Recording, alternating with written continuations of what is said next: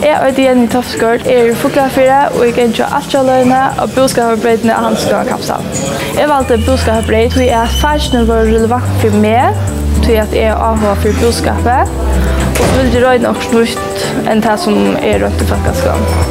Altjaløyen ligger dette av mal, fremmandamenttene og Altjaløyskylder. Men de vel engst og mentner fattan. Engst tror jeg at man har alltid for AH for malet. Og engst er det mest påsett malet i høymenen, og tror jeg dette er just at doa. Og et annet fag som damer i mentner fattan, og man damer det vel til at jeg alltid har haft AH for å menta noen, og her lærer man å skilje mentene. Vi bygger for en atjordjon høyme. Her er det viktig å skilje på en annen, ikke bare for malet, men også til å mentene.